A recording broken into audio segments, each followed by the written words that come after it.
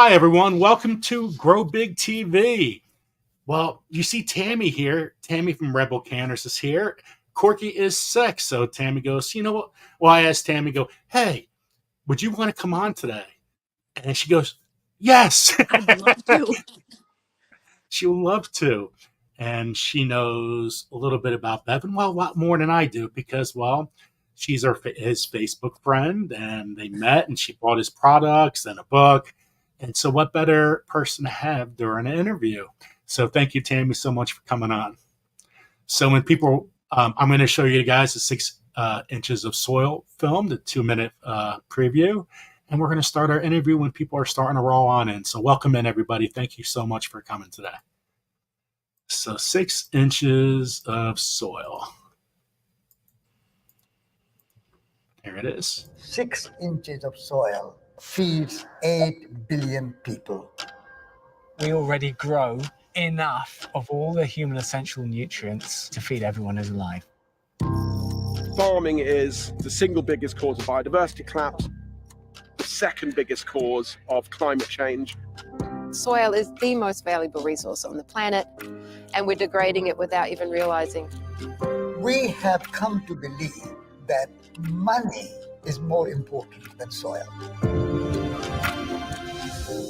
That idea has to change. Regenerative agriculture is farming that we're producing food, but also farming in harmony with nature. You're working with nature, not against it. The more people see it, the more that they realise that it works. Having a regenerative agroecological system, that is surely the solution. Soils are absolutely phenomenal in the amount of carbon they can store. What we absolutely need now is urgent action from the government. Until you deal with 9 retailers who have 94.5% of food sales in Britain, you're not going to have a level playing field. Consumers have a choice. They can decide to buy cheap meat from industrial farms, or they can find farmers that really value animal welfare and the environment that we're farming in. Dad started regen farming for the future generations to come, and that was the most selfless act he could have done. The people who are doing this are making big sacrifices. I think the potential is absolutely huge here. These farms really can change the world. It's all about the soil, isn't it, really? Yeah, definitely. Yeah.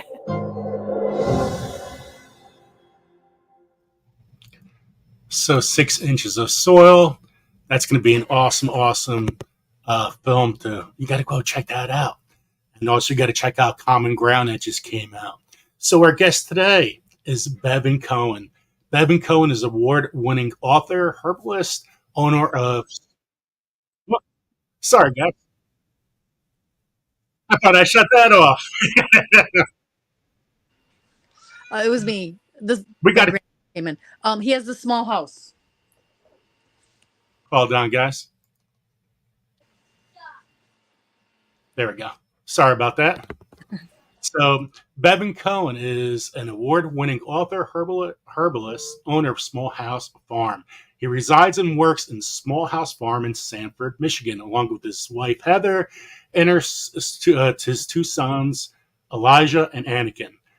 Well, what else do we know about Bevin Cohen? He's an author and herbalist, like we just said. He has authored and edited more than 10 books. So he's like closer to 14, I think, maybe 15. Yeah.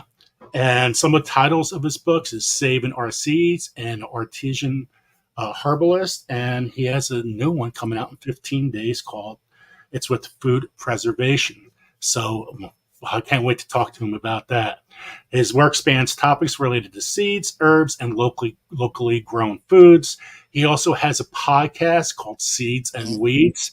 And some of the interviews he had on that podcast are absolutely amazing. So I hope you guys could check that out. With the community initiatives, Ben, he founded the Michigan Seed Library, which is huge and it's growing. I mean, it's so awesome. It's a community shared saying initiative that collaborates with various communities to establish seed library programs across Michigan and beyond. He also does workshops and lectures. Bevin offers workshops and lectures across the country, emphasizing the benefits of living close to the land through seeds, herbs, and locally grown food.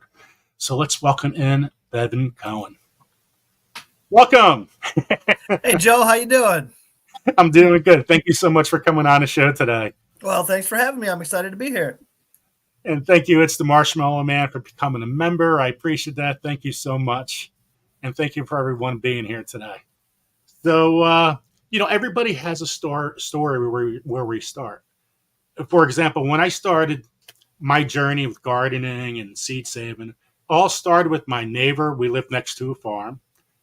But, there's a lot more to that. So I started saving seeds. My grandmother taught me how to save seeds. So it started with marigolds, all right? My next door neighbor taught me about cow manure and using fertilizer and things like that and how to grow your own food. Old school, and that's the way I should have kept on growing instead of listening to everybody else with fertilizer, right? I mean, who knew microbes were how you're supposed to grow food is with healthy microbes in the ground, instead of like micro grow, fertilizer, and all that kind of stuff. So what is your story? When did you start? How did you get started to either garden or get into herbs, or like tell us your story, your background when you started when you were young? Well, I've always been fascinated with plants. When I was a young kid, I lived with my grandmother. I was raised by my grandmother, and we lived in a small apartment. And we were kind of on the edge of town, so we were butted up against to a large expanse of woods, a lot of forest. And I would spend most of my days, playing in the woods, running around in the trails and climbing trees and doing all the things that kids do in the woods, and, picking berries and what have you.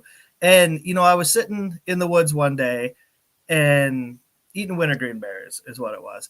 And I was thinking, gosh, if there's so many cool plants that do so many cool things right here just in this little patch of woods that I live in, how many cool plants are there in the whole wide world, right? And that was just a little kid thinking that. I thought, gosh, there's so many cool plants out there. I would love to know more about all of them. And that was sort of how I suppose it started. And it's really become, an obsession would almost be like a mild way to put it.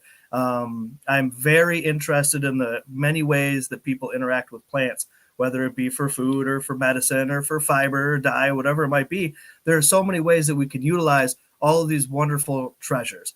And so even as a young boy, I was fascinated by it. And it was the first steps, I suppose, that I took on what's become a lifelong journey of exploring the wonders of the plant world, I guess.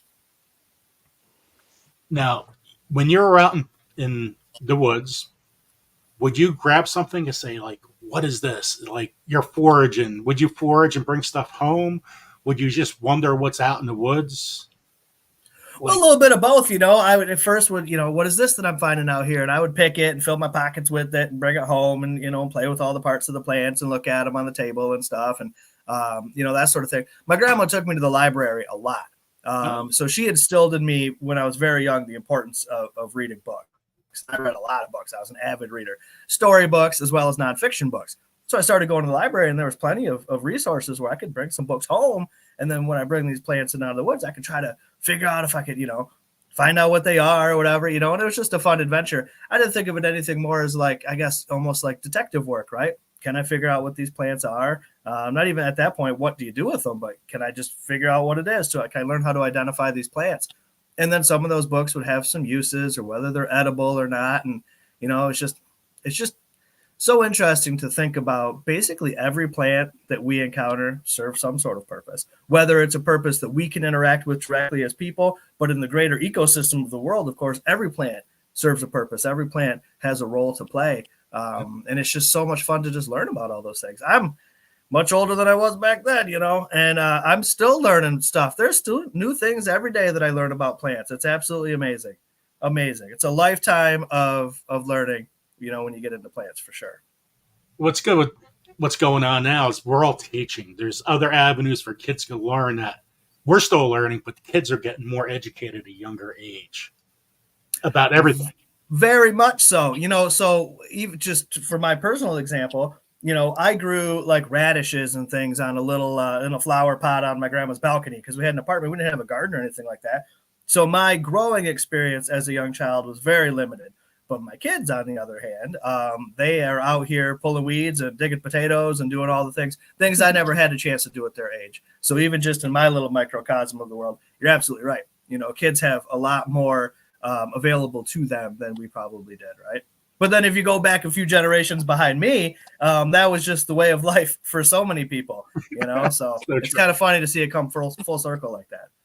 It just seems like it's missing 40 years of work somewhere, But yeah, about 40, 50 years of something there's like a little blip there, I guess you could call it, right? Well, it's going on. What can we do easier and faster and not, hey, just put something out there. Hopefully it grows. We're good. And we'll put some more chemicals to it. Oh, geez. That's great. Now, was your grandmother, you started doing the radishes. Did your grandmother guide you in a way? No. Not so much. She didn't really grow a lot of stuff. She was in the kitchen. She instilled in me my love of delicious food, right? Even as a young boy, we would can tomatoes and that sort of thing. And my grandma, we didn't have a garden, obviously, but my grandma was very particular about where she got her tomatoes from. We'd go to the next town over and we would pick up our tomatoes from a very specific farmer every year. So she even understood the importance of that local food. These tomatoes are far superior to anything at the grocery, right?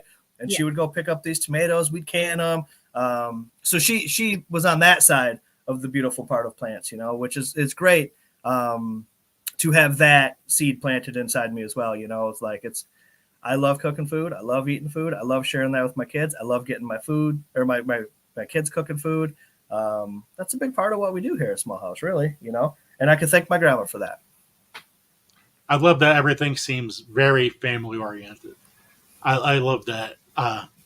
Just recapping, going over stuff and, getting a little history. And I'm like, wow, this is so family. This is how it's supposed to be. This is cool, And I like how you started your business because you wanted a garden. For the first part you wanted, what's the garden? You wanted a garden, and then it turned into you tell us the story. How did you start your own business? Well, so you're right about the garden. When we first bought this place, Small House Farm, one of the first things I did was start to build raised beds. Like within the first weeks of owning the house, we started putting the gardens in right off the top because that was definitely something that we knew that we wanted to do. But we didn't really have much of a plan. Really, when we came out here, we knew we wanted to do something different than what we were doing, right? What we were doing with our lives wasn't quite checking all the boxes for us. We weren't completely fulfilled with it. So we thought, oh gosh, let's do something a little bit different. So we came out here really kind of allowing the universe to unfold for us, to guide us where we needed to go in a way, right? Kind of, as some people might call that, a leap of faith, I guess, right? So we're kind of like, what are we going to do here? And I was reading a magazine, Organic Gardening Magazine or something to that effect. And there was a story in there about a couple who had quit their corporate jobs and moved to the country. And they had purchased an old mill. And they were refurbishing this mill. And they were working with these farmers to get this organic grain. And they were going to start this business, grinding their own grain. And I thought, wow, that's way cool. That sounds like a super fun idea. Unfortunately, there was no mills for sale anywhere near me. And I really didn't have the funds to purchase one anyways if there was. So I was like, this is kind of a neat idea. And in the back of that magazine, there was an advertisement for an oil press. And I thought, well, I'd never even thought of it, right? Like, where does oil come from? It's one of those things that if once we get involved in the production of things, then we learn what it entails. But I mean, there's a whole aisle of oils at the grocery store. And until that moment in my life, I'd never even thought about where they come from. And I thought, oh, I should maybe get this oil press. And maybe this is the thing for us. Maybe I should learn how to press my own oil. And my wife, Heather, I always say she's the most patient woman in the whole world because, she's got to put up with me and my ideas every single day. And she says, I guess if this is what you want to do, let's go ahead and give it a try. And I guess you could say the rest is history, right? We got this oil press and a long story short, that was pushing almost 14 years ago. And it's the cornerstone of everything that we do at Small House Farm is that oil press. We press our own seed and nut oils. We used to sell them wholesale. through all these co-ops. It was a very big business for a while that I thankfully had an opportunity to scale back. That's a whole story there, I suppose. But it's also one of the main ingredients, these cold press oils, in all of the herbal products that we offer at Small House Farm. So it's really still, to this day, it's the foundation of everything that we do. Just on that whim in the back of that magazine, and just sometimes you just got to get out of your own way and let the world unfurl in front of you, right? And so we got lucky, really, for sure. So Jay Dixon has a question. Did you go through any formal education, botany, less formal learning, or you mostly self-taught? I am very self-taught. A lot of books. I read a lot of books. I spend a lot of time with that. I've also studied with others that are far wiser than me. I've spent a lot of time working on other people's farms, learning how that sort of things work. I've worked on some commercial tomato farms. I worked for a commercial mushroom cultivator. I did that for a year. That was a lot of fun. I've learned from other herbalists. I've sat down with many old ladies in Appalachia to learn from them. I've been lucky to glean knowledge from many people far wiser and more experienced than I am, for sure. I mean, when you were foraging, you seen mushrooms. Now, I never had the guts to grab a mushroom because I didn't know what I was actually grabbing if I was in the woods foraging. When did you finally say, hey, you know what, let me bring this back and see how did you find out what it was? How old were you?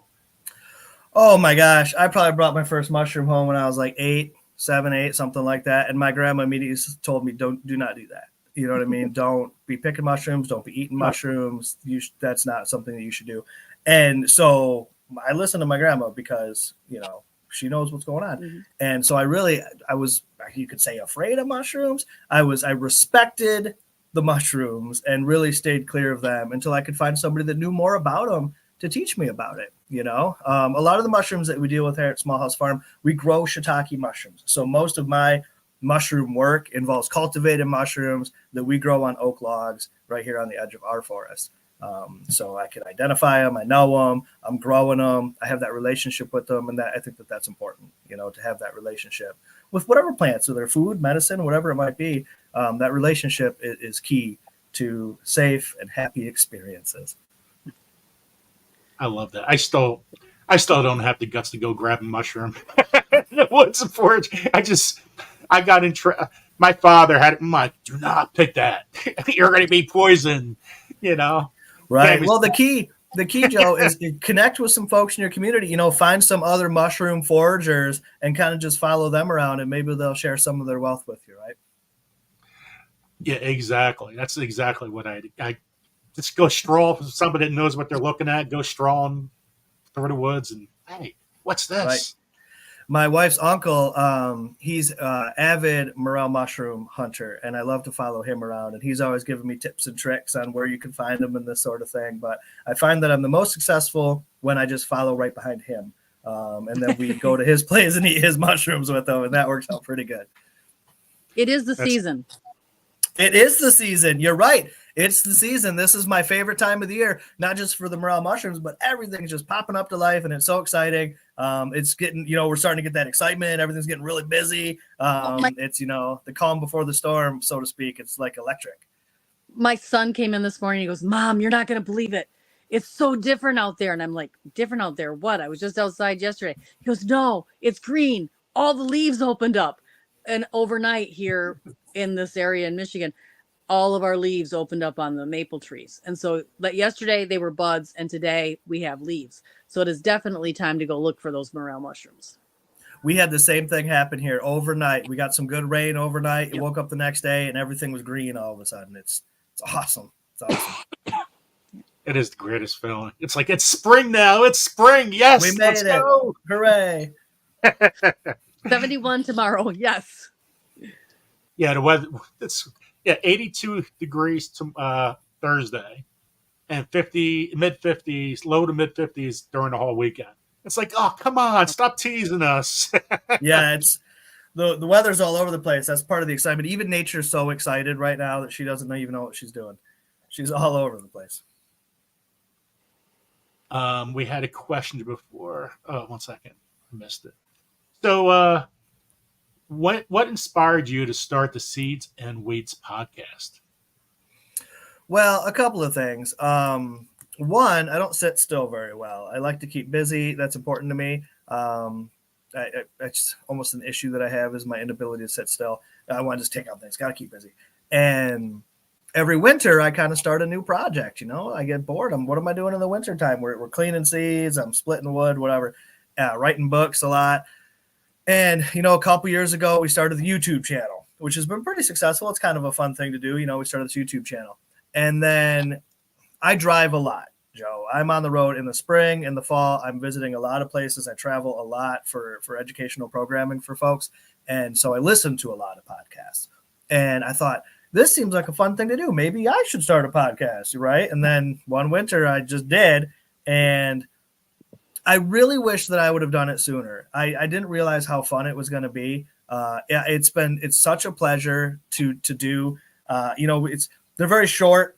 I also have a short attention span. So, the episodes are only about 20 minutes or so. And most of it's interviews with folks, farmers and gardeners and foragers and chefs and groovy plant people is what I call them. Folks that in some way their life intersects with plants, and, whether it's growing them or eating them. And I'm like, well, let's sit down and talk about plants. And they're fun conversations. I learn so much stuff every time. It's just been really such a pleasure. And I thought Seeds and Weeds seemed like a good name for it because that seems to be my every day. I'm up to my elbows in seeds and weeds. So that's kind of my life, And what? Well, how do you choose? Get Tammy. Well, you are the seed guy around here to me because of starting the seed exchange. And you do that every year, and it's one of the biggest ones, and definitely the biggest one in Michigan. Oh, yeah, it has grown quite a bit. When we started it 10 years ago, we started it really just as a way for me to do something with all the seeds that I had. I had a lot of seeds, and I needed to share them with people. So we put together this little seed swap. And, that first year that we did it, maybe like 100 folks came to it, and that was pretty cool. And we had a lot of fun, and I got to meet folks, people in my own community that have the same seed saving issues that I have. And I thought kind of maybe I was just alone in this. And then all these people come out of the woodwork. I was like, whoa, other seed nerds. And so we kind of developed this little bit of a community. And over the years, we kept doing it. It keeps getting bigger and bigger. We've moved venues twice now to reach, to have enough space for all these people because we keep reaching capacity. This last seed swap that we do it the last weekend in February, we had over 2,000 people come to it. It's incredible. It's outrageous. It's outrageous. It's one of the largest seed swaps I've ever been to. I also organize the seed swap that takes place every year at the National Heirloom Expo in California. And that's the only other swap I've been to bigger than the one that we put on. And I've been to seed swaps all over the country. It's amazing to see how many people show up. We have all these vendors and seed swappers, and we have educational programming and food vendors. It's quite an elaborate event. And it's just cool to see all these people. Some folks have been coming every year ever since, you know what I mean? So we're all like friends now. You've only missed one, right? We People had keep coming. a blizzard. It wasn't my fault. It was a blizzard. It was icy roads. It was only one. It was a blizzard that one year. We actually lost power. We had to hook up a generator. It was a whole thing. And we still probably had like 800 people that were there in a blizzard. Yeah. People come from all around. They come from other states. It's quite an awesome thing to see. And really, we don't really advertise it or anything. It's all just word of mouth. And like what it amazes me is the biodiversity in the seeds. Not just the ones that are swapped, which is there's three this year. There was 3 great big long tables full of seeds that were being swapped. So there was a table of like herbs and a table of flowers and a table of vegetables, and people there talking about the seeds that they brought and kind of tailoring, not just, throwing them on the table and walking away as in past years, but sitting there, passing them out and talking and sharing their stories with people. But I think the guy that you invited, the corn guy, and he has all of these different Indian corns specific to each Native American tribe all over the United States. And I have a tie to a very obscure the Cocalico. It's a form of the Delaware Indians in my family history, and he even had a corn that was very close to the geographical area of my people, which was just amazing to me. That's awesome. Obscure, like nobody's ever heard of the Cocalico Indian Band, and yet here he is. He's got corn, and it's just like one county over from what was grown by the people that my ancestors lived with. So it's just, you have some real, it's not just a seed swap or just information. There's so much there that is amazing to me. I love it. I love going every year. I appreciate that. I appreciate that a lot. My wife and I are the sole organizers of the entire event, and it's a huge production to put on. So I love to hear stories like that we're really making real personal connections with folks, because that's really what it's about. Again, those relationships. So I love to hear that. That's really awesome. So thank you for sharing that. So any tips for the seed swap? So if somebody wanted to organize their own seed swap in their state or county, or give us some tips. Well, some of the things you're going to want to figure out, I suppose, right off the top is the venue for it, where you're going to want to host it. And it could be as simple or as elaborate as you want it to be. I mean, I've been to seed swaps that are just hosted like in somebody's backyard, and those have been fantastic. We do ours now at this point in the local high school. We take over the whole building. We use the auditoriums due to the scale of the event. But finding a nice venue is really nice. If you've got a seed community in your organization, a seed library at your library is a great place to start, a master gardeners organization, something like that. Making some connections within your community to other like-minded folks and sharing this idea. Because if you can get some more people on board to help coordinate everything, that's very, very helpful. And then you just want to see how big it's going to be, you should, if you've got some seed swapping friends, invite them to it. If you want to have some workshops, you certainly can, but you don't have to do that. You can just have people coming together. The seed tables that she was talking about, we spend a good chunk of the year gathering donations from seed companies and such. And so we set up the whole free seed distribution area for folks to come and get seeds. And then in addition to that, we have dozens of vendors that come and set up with seeds from their gardens. So there's a lot of different ways that the seeds are being exchanged, but it never has to be that elaborate. If you've got a few friends that like to grow some stuff, get together, swap some seeds, put it on your Facebook. That's how, when we did our first one, I posted it on my personal Facebook page, and 100 people I didn't know showed up to it. And it's just snowballed from there, from word of mouth. So find a venue, find a place to hang out, bring your garden friends, swap some seeds. It's that simple. People have been swapping seeds with each other for 10,000 years, It's something that we could put together a very simple yet effective seed swap very easily with not a lot of resources to get started. Now, when you divide them up, do you put it in like seed packets from Baker's Creek, for example? You put them in a tomato section, whatever seed, my gardener, we divide them up by variety, like tomatoes, peppers, hot peppers, and go on and on and on like that. So once you get them in the mail, you start to divide them up at that point. Well, yes and no. Ultimately, that's the goal, but it really doesn't ever happen until the morning of the event or the night before, right? So we get all of the donations and they kind of accumulate. We've got a room in the house where we keep all of our canned foods and seeds and squashes and things like that. And these boxes just kind of accumulate in there until right before the swap. And then we sort them out.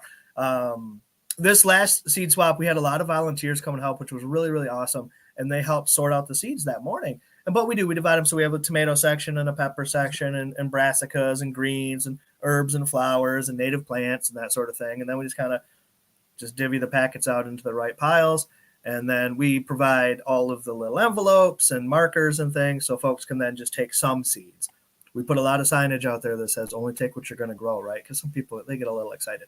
So hopefully they'll just divvy out a little bit of seeds and put them in the packets and take it with them, And a lot of folks now, because we've been doing this for so many years, a lot of folks bring seeds with them, but they don't want to set up their own table. So they just bring seeds and put them out on this community table. So it's almost like a give a seed, take a seed type of situation. So by the end of the day, those tables are typically still full of seeds, but it's completely different seeds than what the day started with. It's amazing to see.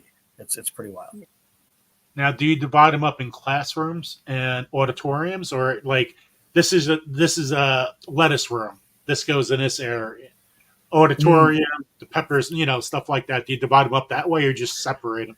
Just separate them out. So this was our first year in the high school, so it was a bigger venue, and we had the gymnasium is where we had set up. So we had just long rows of tables, and then we divided the seats out on that. And then we had speakers over in the auditorium and that sort of thing. So we're still, every few years we kind of outgrow. There's a bug right here. Every few years we kind of outgrow our space. So then we have to figure out what we're doing with how we're going to utilize the new space, So it's always a learning thing. It's always in flux. It's always growing and changing. And I appreciate that actually, because it keeps it fresh for me. If it was just the same thing over and over again, I would get bored with it and I couldn't keep doing it. So it's nice that it's, always changing and growing. It's evolving, I guess we could say, right? Hey, you keep on growing and learning. Right, absolutely. That's it. That's the beauty of life. It certainly has grown since I've watched it. It's just amazing. You had some wonderful speakers again this year. I really enjoyed the guy last year that talked about the soil from Dow Gardens, the master gardener. The topic was don't treat your soil like dirt, which is very near to Joe's heart. Chuck Martin. Yeah, that was a big deal to have him come out. He's like a local gardening hero, really. And so that was really cool. It's nice that we get some local speakers, and then we always have, a keynote or somebody that travels from far away. Like we just had Dr. David Shields. He came out. He traveled from South Carolina, I believe it was, to come out. We've had Vivian Sansour from the Palestine Seed Library. We had Rowan White come out. John Kuykendall. We've had some big names in the seed saving world that we've been so blessed to be able to get them to come and share their stories with folks. It's a really cool thing. You know how it is with any event though. As soon as the event's over, I'm always like, oh my gosh, do I have to do that again? Because it burns you right out. But I'm already, what is it, April? It's about to be May, and I'm already itching for next year's event for sure. I'm always excited. I always mark it on my calendar, and it's like, are you available to do something? No, I'm not available that weekend. No, and it's like, who's going with me? And they're like, oh, I don't know. Every year I've taken somebody different with me. In the last 2 years, my daughters went. Do you guys have to get a permit and everything for the school? No, we work directly with the school to have us come out. So, they do other community events as well. They have a beautiful auditorium at this place. It's a 600-seat auditorium. It's gorgeous. So a lot of other community organizations will use the venue as well. So we rent it directly from them. And their jazz band provided music for us in between speakers this year. It was so nice. So like if you just wanted a place to go sit for a minute I'm not a crowd person. I don't want to be around that many people, but you could go in there and sit for a few minutes. They're playing this relaxing music. It was really cool. It was cool. So we were able to pull that off because my oldest son, Elijah, plays drums for the jazz band. So that was my inside there with those guys.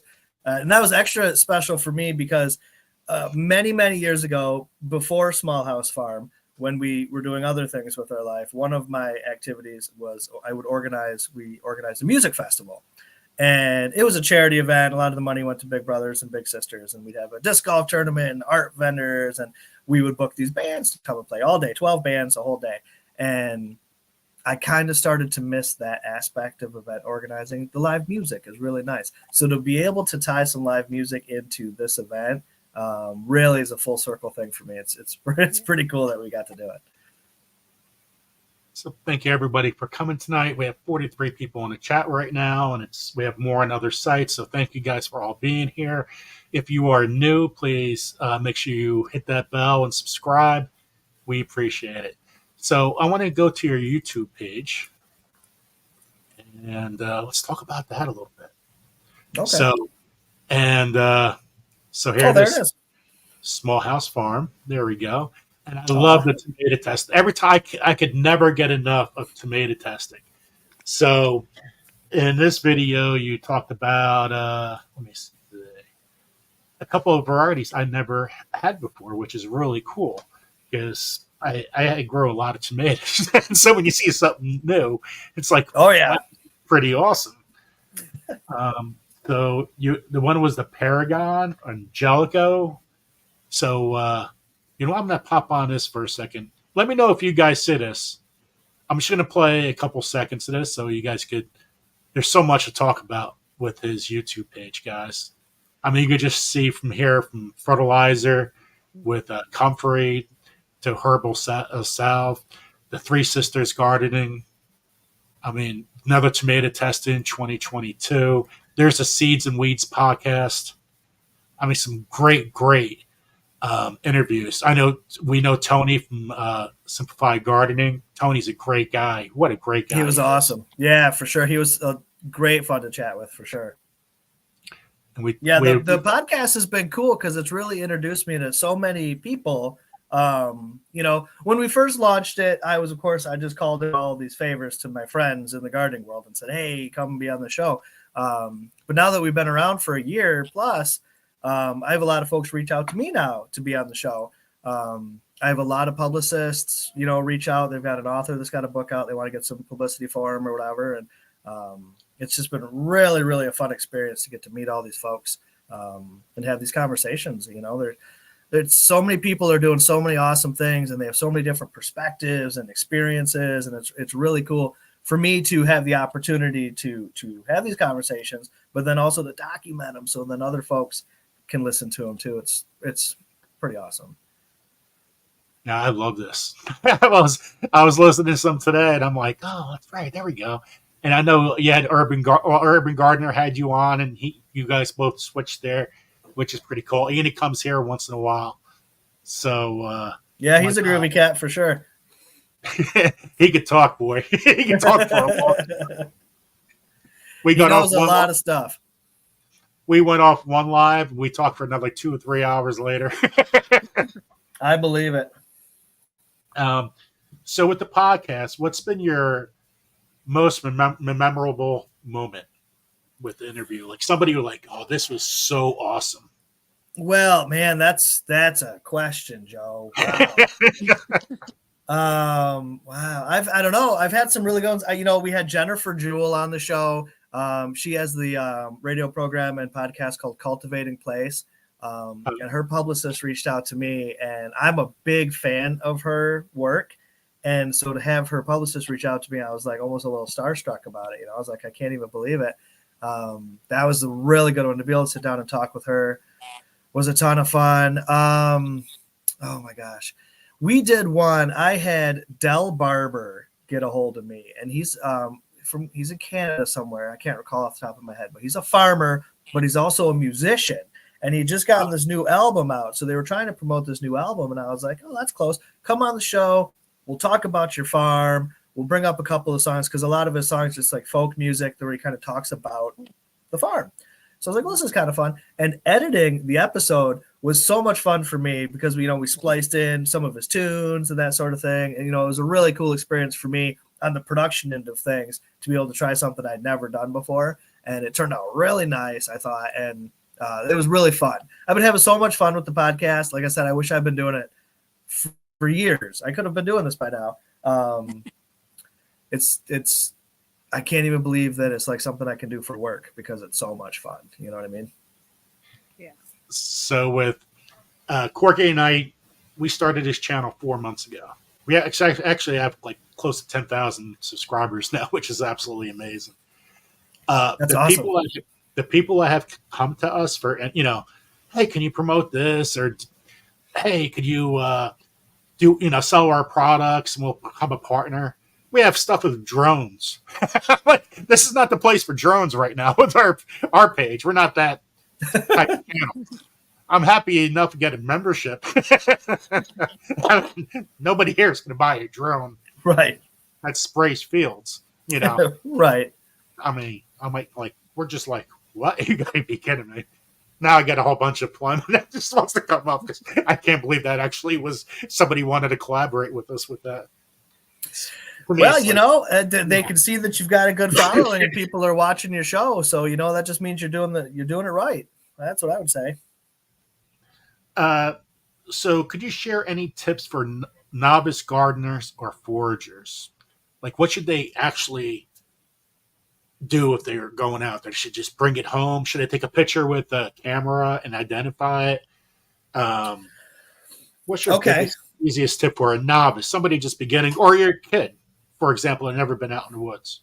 Sure. So as far as foraging goes, because you kind of asked about gardening and foraging, but we're going to jump into the foraging one. As far as foraging goes, I always recommend, if you have a field guide or a resource to help you identify a book with photos, take it out into the woods with you. I don't suggest, don't pick plants that you don't even know what they are and bring them home and try to figure it out. And what's the purpose of killing a plant that you don't even know what it is?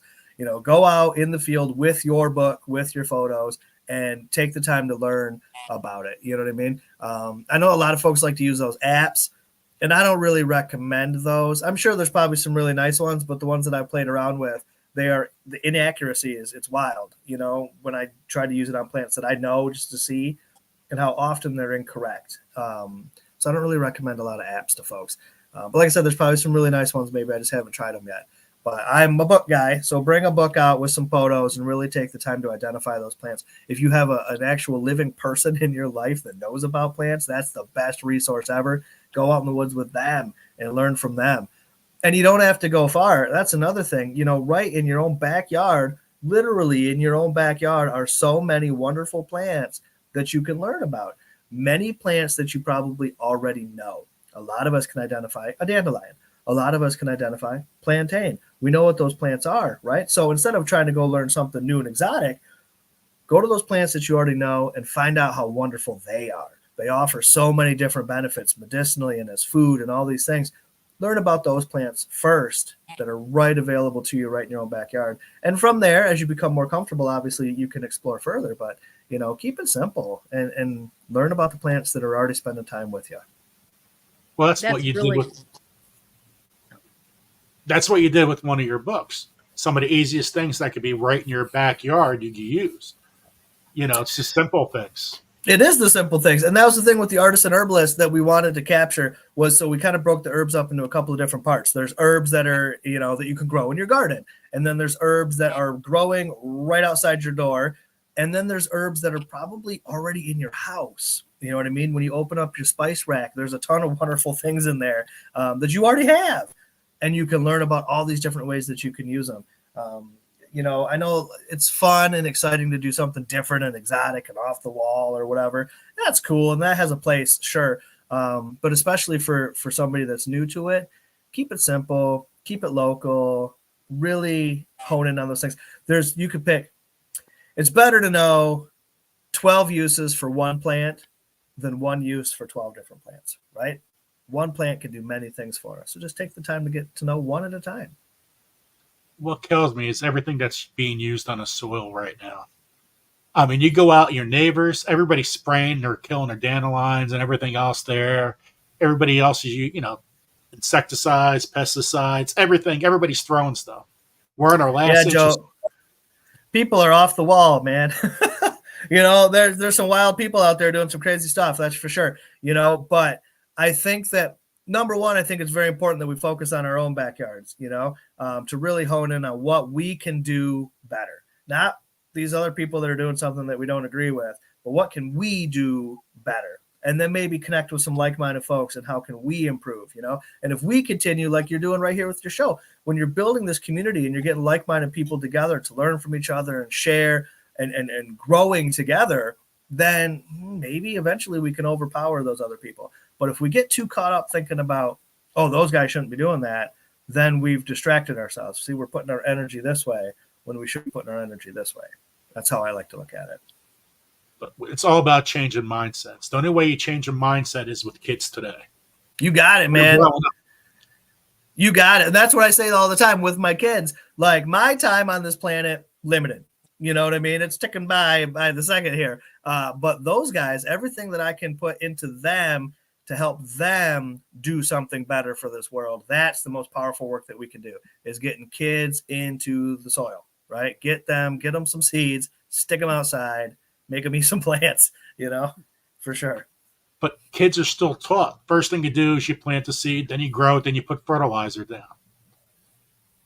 You know, well, yeah, you know, there's a whole curve. There's a situation, you know, where people sometimes people don't know better, right? They've been taught a certain way to do things, and that's how they understand things, and that's their view of the world, right? And even though we may see the fault in that, perhaps we can't necessarily hold it against them for not knowing any better, but we can maybe try to show them a different way. We would call it a better way, but we could show it a different way, and maybe they'll learn to see it as a better way as well. Now, go ahead, Tammy. Go ahead. Today, as soon as the kids got off the bus, we collected violets. So Nice. you just teach them one plant at a time. It's just good advice that you just gave. Just do one thing and teach them how to use one thing really well before you go on to the next. When Elijah was little, when he's 15 now, so you know when he was half that age or something, it was years ago. I was teaching a salve making workshop at a local wellness center, and I needed some ingredients. And I said to Elijah, I said, "Hey Elijah, could you go pick me some dandelion flowers? I'll pay you, a penny a piece, right?" And he says, he's a negotiator. He says, "Oh no, Dad, I'm gonna need like a quarter." And I'm like, "Are you kidding me?" Right? So we had a little back and forth as we're negotiating this, and I think we settled on a nickel. I'll pay you a nickel a flower, which that's a pretty good rate. And he went out there, and it cost me $35. This kid cost me. Wow. Yeah, right. What an industrious little fellow, for sure. But it was so good for him because he was working, he was making some money, he spent his day outside harvesting nature, learning about the plants, watching the bees buzzing about, and that is a good day at work, right? When you can understand that nature offers you these gifts, if you can learn how to work with them and work with nature, everything that we need is right there for us. Everything. Yeah.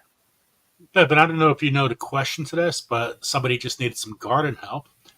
Does anyone know how to combat the leaf-footed bug? They can be relentless. Any feedback would be great. Thanks. I don't have a specific answer about the leaf-footed bug, but I do have a tip for folks that are interested in trying to keep some insects, pests off of their plants or whatever it might be. And over the years, I've tried a number of different things, and you'll see stuff online where people use, garlic. They'll make like a garlic spray. Oh, there it is. Ooh, it's a creepy looking guy. I don't have it. I haven't seen that around here anyway. Yeah, I'm not familiar with it, but I have found what I like to make is tobacco tea. So I'll go to like the cigarette shop or the tobacco shop where they sell bulk tobacco. And I'll buy that, and you brew it into a tea, and I put it in my pump sprayer with a little Dawn dish soap, so it sticks to things. And I'll spray that, and insects will not mess with anything that I've sprayed tobacco tea on. It's the most poisonous stuff. Now, don't put it on your tomato plants. Put it on your tomato plants, you might get the tobacco mosaic virus transferred, so don't do that. But for other plants, it's fantastic. It is the greatest insect repellent I've ever worked with. So I don't have experience with that particular insect, but that would be my recommendation anyways. So, Bevin, I want to play a little skip it from that tomato video, which I was supposed to do before, but I kind of skipped it. So, okay. Tomato testing 2023. Look at those tomatoes, guys. Do you guys see that on your side? Hello, my friends, and welcome to the third annual Small House Farm Tomato Tasting Extravaganza. We got a regular cast of tomato tasters here, a regular rogues gallery of tomato samplers. Who do we got? We got Anakin. Heather. Hello. And Elijah. And of course me, Bevin, you might remember me. Here we are, we're going to eat some tomatoes. Okay, guys, I'm going to skip forward a little bit. For tomatoes here at Small House, but they'd be a lot more flavorful in the winter. Oh, definitely. They would be a burst of flavor. They have a nice looking inside. And that's important if you like to cut your cherry tomatoes and put them in a salad. Sometimes I like to keep them cool. I like it's making me hungry, Joe. I can't wait to have my first tomato. Mm. We got a long way to go. Yeah. They're like little watermelons. Oh. I think we should give this one. Oh, yeah. All right, let's do this one. We got a big pile of them. This is Oh, another that's a good we've one. made in the past. The Costaluto Genovese. It's a tomato from Genoa, Italy. Right? And Costaluto is the description of the ridges, the shape of it. Very, very cool, very pretty. Another tomato that we've had the tomato tasting in So the there's a past. description This year, and I think it's probably because of the weather, of all tomatoes they've in been a this little bit testing. smaller. They've So you definitely guys been check smaller. that out. They, I love they've tomato grown video. really, look really Tomatoes nice. and peppers, I And absolutely crazy always love. productive, like baskets and baskets of them. Yeah, you know, and they've become some of the most popular videos that we make. So people do seem to really enjoy them. It was Out this of year. all the tomatoes that we grew. Beautiful looking tomato. I specifically remember the shape of the tomato from last year. Yeah, it's very unique. It's super cool. I've been selecting for size though, even though I think it's environmental that they're smaller. I've been saving seeds from the big ones. Just for that. I think they might look unique, but they're actually quite classic. This is a more classic looking tomato. Absolutely. This is a very old fashioned tomato. This is fun. Let's go back to the Paragon tomato. Let's go about Now, one 30 of the more reasons seconds. that Livingston wanted to make a round red tomato was because of the canning industry. Canning tomatoes was really popular in the late 1800s, but it was difficult because most of the tomatoes look like this, especially mechanically, to get the skins off of the tomatoes. So everybody was on the hunt for a smooth, round tomato like this. Easier to work with, right? The Paragon's the guy that found it. He gets all the credit for it. But boy, these classic tomatoes. Let's take this one and break it right in half. Ready? Oh, look at that flesh. Wow. Look at that. It's like bright pink. Yeah, it's interesting looking. It looks like, it looks like like frozen. That's weird. Now, if you want. I mean, I absolutely love. You know what I like most about those videos, tomato videos? Each one has a story. Each one, you know, and if, like, what's the most fascinating story you heard of a tomato? Like you were like, wow. You're asking some amazing questions. So I'm a story guy for sure. You know, one of the things, tomatoes, anything that we grow, I'm fascinated by the stories and the history of that. If you read any of my earlier books, like From Our Seeds and Their Keepers, Saving Our Seeds, there's stories all through there because it's so interesting to me, the history of people and places and plants that we can explore when we understand the history of these tomatoes, or even the names behind them. It's what would be the most interesting ones. I don't know. Okay, so here's a story. One time, I was in Pikeville, Kentucky for a seed swap, and I had a young man come up to me, young kid, and he says, "Mister, I got these tomato seeds out of the back of my grandma's freezer. Would you be interested in any of them?" And I was like, "Absolutely, right? Yes, please." And so he gave me 10 seeds. And after I met with the family, these seeds belonged to a lady by the name of Nell Bryson. And Nell Bryson had these seeds. They had been in her freezer for 65 years in the back of her freezer. Wow. And I took these guys home, and out of the 10 seeds, 7 of them grew. And they were, big honking, big beefsteak, bicolor, yellow oranges on the outside, red core, super productive, super delicious, very historic, right? 65 years they've been in this freezer. So for me, that type of a story is really exciting. And then I do a lot of work with the Slow Food Organization, and they do a program every year called Plant a Seed. And they get seeds from different seed companies, and they create these little packets, and they sell them, and they raise the money, and then these seeds all go to school garden programs across the country.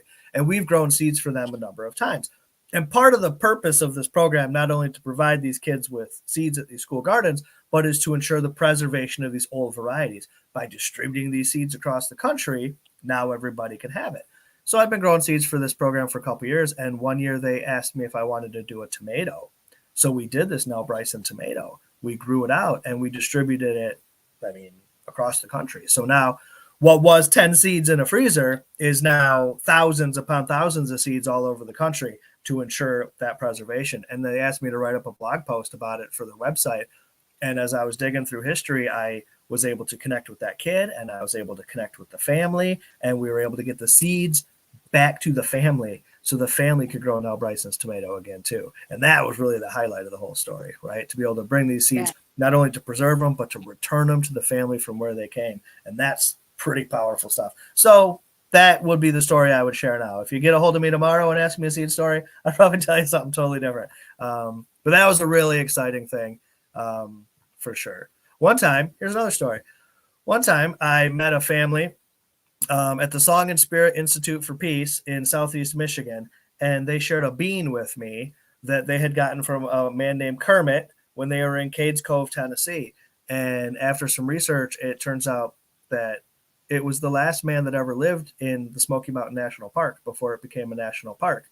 And these were his family's beans that they had passed down. So we went to Cades Cove, Tennessee and met the family and brought these beans down there. And there's a whole museum display. And now they grow the beans at the museum. So it's like a living, museum of these beans that had been grown in that soil for hundreds of years. And it was just by chance that this family had gotten it and they met me and they shared it with me. And we were able to make that connection. And, well, that's powerful stuff, man. The seeds, we become parts of the story in a way when that sort of thing happens. When we can get these seeds back to where they belong, when we can get people growing them and understanding that significance. Growing beans is great, but when you got a bean with a cool story, now you're going to really care about it. You're going to grow it. You're going to save your seeds. You're going to understand the importance of that moment of time that you're in. And it all comes back to those stories. That's some of the best thing that we can do, save those stories. I lost one of those beans once. Well, I was the keeper, and we lost them. We had a neighbor. His name was Noble Wolf. He shot a goose, and in the crop of this goose were these beans, and he grew them out and he gave them to our family. And my mom had a friend grow a whole bunch of them, so we had 1 pint of them. And I took them to my friend to have him put in his garden, and his house burned down. And the beans were in his house. And so I lost my heirloom, and you can't ever get it back. The point of your story here, really, aside from the tragedy that you're sharing, is how important it is to share these seeds with as many people as possible, right? Exactly. Get these seeds into people's hands, because that's going to happen. You're going to have a crop failure. Something bad could happen. You're going to lose your seed stock. But if you've shared the seeds with enough people, somebody somewhere's got it. If I'd have just kept a handful and not put all of them in one basket, one garden basket, so to speak, because my friend was going to grow them out for me. And if I had just kept a handful back, I had enough, and I didn't. And so you need to get them out the way you're doing, and not keep them in the closet in your, pantry, and get them out. And we've been saving seeds here for a long time, and inevitably, you kind of collect them as it happens, and we'll keep a sample of this and put it in the freezer and la-di-da, and, exchange the other seeds or whatever might happen. And, I've got over 300 different varieties of beans at this point. And that's ridiculous. You know what I mean? I'm never going to be able to grow that many beans. And, when I was counting through and I was like, what's happening here? Why? They're treasures. They're valuable. And that's part of this reason that I'm like, I should need to hold on to these things. But they're not doing anybody any favors holding on to them. You got to get them out to people. You got to get them in the soil so they can grow, right? You got to disperse these seeds. Mother Nature doesn't hoard seeds. She disperses seeds. And that's what we should be doing too, right? And you have another initiative that you're doing that with that I've also benefited from, and that is where you're putting seeds in libraries. Do you want to talk about that for a minute? Oh, absolutely. So, seed libraries in and of themselves are very, very awesome. Okay. And if for your listeners, if you're not familiar with what a seed library is, a seed library functions much like a traditional library, and they're often housed in libraries, right? And you could come into the seed library and you check out seeds, right? Just like you check out books, and you take the seeds home and you grow them in your garden and you enjoy that produce. And then in the fall, you bring the seeds back to restock the seed library, just like you bring your book back when you're done reading it, right? So now you've got an influx. These seeds are going out, fresh seeds are coming in. It's like a hub for your community. All these different people coming in and out of this seed library, learning from each other, getting to know each other, sharing these locally adapted seeds. It's pretty awesome stuff. And when I started getting connected with the seed libraries here in Michigan, there was 25 of them that I was able to encounter in the state. And I was traveling to all of them, helping them educate their communities about how they could save those seeds and get those seeds back. And then I'd visit other communities and they would ask questions like the same questions. What is a seed library? How do I start a seed library? Why is a seed library valuable? And I realized I'm answering the same questions at every place that I went to. So I said, we need like a hub of information so folks can just come to this place and learn about this. And that was what started the Michigan Seed Library Network. That was it. And at the beginning of it, it was just a website that some students put together for us. And the website still exists. It's miseedlibrary.org, and you can go to it. And there's an interactive map where you can go across the state and you can find seed libraries and look at it. There's also a bunch of downloadables for folks that want to start seed libraries. If you want to learn how to save seeds, there's all sorts of information on there. Stuff about seed swaps. It's a wealth of information. And now there are almost 150 seed libraries here in the state of Michigan. And to put that in perspective, there's maybe 700 of them nationwide. 150 of them are here in Michigan, right? And a lot of it stemmed from this network that we created. When we created this hub, we built this community. And by doing that, we created a place where folks can come together and learn from each other, right? While I'm talking, I'm plugging my computer in so it doesn't die. And so now we've even created a Seed Library Summit where Michigan seed librarians can get together and spend time. So we got turned on by this. At the beginning, there's a thing called, and it still exists, the Community Seed Network. And I was on the advisory council for the Community Seed Network. And they had a map and all this sort of stuff. And it was nationwide. And I said, let's just scale this down and do it state by state, right? So we can keep it local. That's the benefit of this whole thing, is to keep it local. So we kind of took a number of those ideas and scaled it to a very hyper local thing. So people in these communities here in the state of Michigan can learn together and share together. And so now we're trying to replicate this in some other states across the Midwest to help that happen. But really, it's one of those things. It's just like the seed swap. Once you get that ball rolling, it kind of keeps rolling on its own, right? So a lot of these things, there's a lot of momentum, a lot of forward movement in the seed library situation. And a lot of it did start because of what we were doing years ago to get this network started. But a lot of it's happening now of its own momentum. There are so many people involved now that make this work. And it ensures that communities have access to free seeds.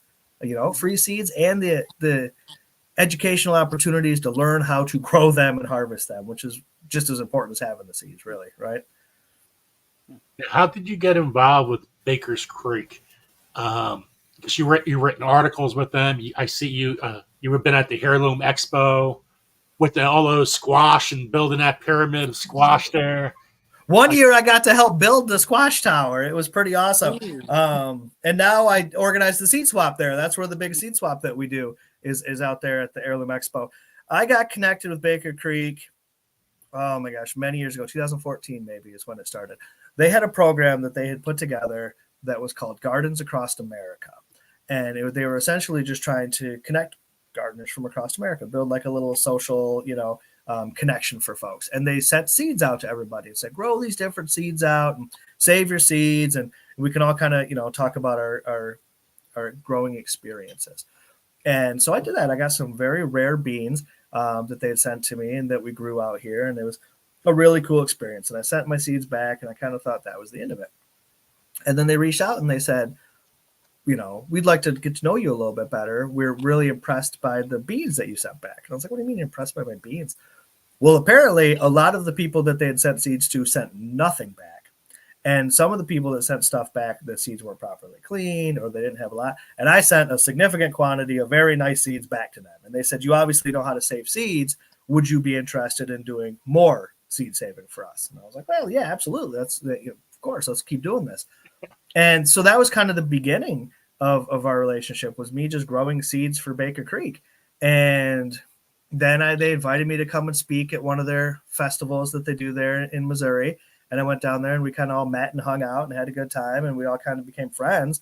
And it's really just kind of gone on from there. Now I speak at their events all the time. I go out to their thing in California. I write, if you get their whole seed catalog, the big catalog that they do with all the seed stories in it, I write a number of those. I research and document a lot of the seed stories that are in their catalog. And we've become fast friends over the years, and it all just started with a handful of beans, like all good things in life do. A handful of beans, right? That's amazing. Beans are so easy to seed save.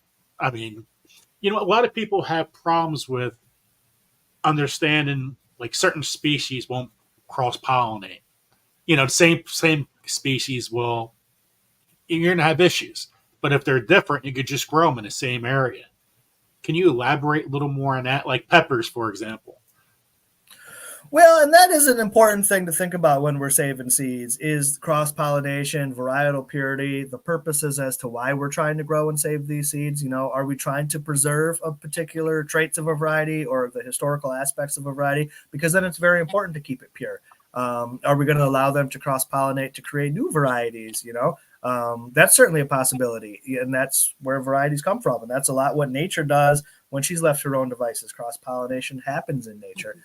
I think at the end of the day, to answer your question, it's all about the educational component. It's about learning to understand how these plants grow, what these plants need, and learning to identify all of their traits throughout their life cycle. You know, when they're healthy, when they're doing well, when the seeds are starting to be mature, when do I harvest the seeds? How are these flowers being pollinated, right? You can't avoid cross-pollination if you don't even understand how pollination works, right? From one flower to the next. So I think a lot of it comes down to the educational component, and we're very detached from that. A lot of people don't understand where their food comes from, let alone how their food grows, let alone how the seeds are produced that grows that food, right? Well, that's like 3 steps off of what's happening at the dinner table. So it can get very confusing for folks.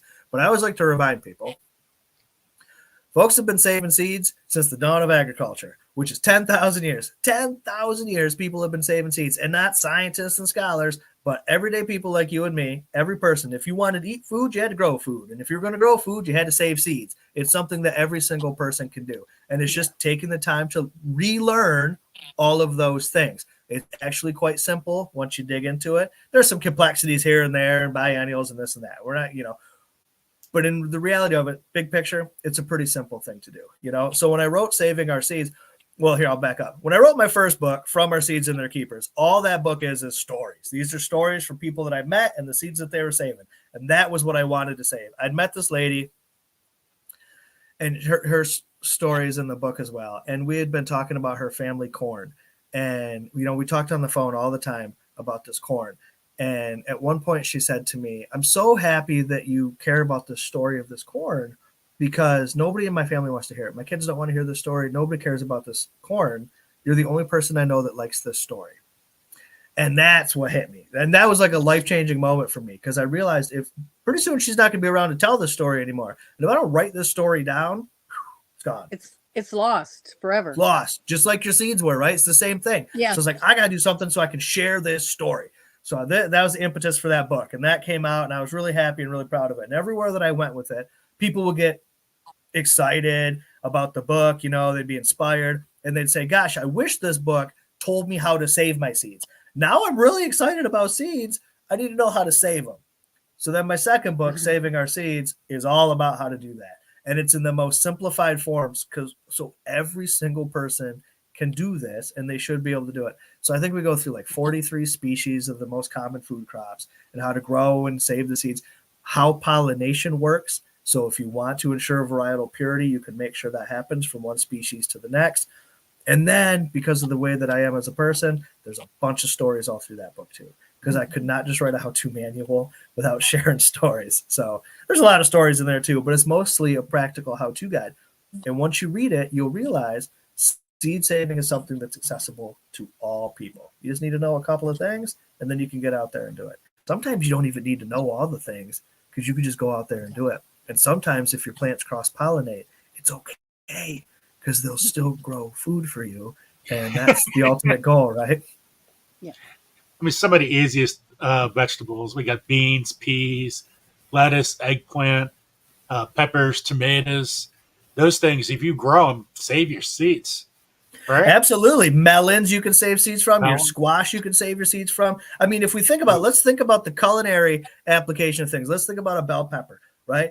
Every time you use a bell pepper in the kitchen, you cut it open and take the seeds out of it. Every time you eat a cantaloupe, you cut it open and take the seeds out of it. That is step number 2 of eating a melon, is taking the seeds out of it, right? Yeah. We just don't think about it. And then you compost the seeds or whatever you're doing with them. Well, wash them off, dry them out, save them. It's seed saving, right? I mean, we encounter seeds so many times in the kitchen.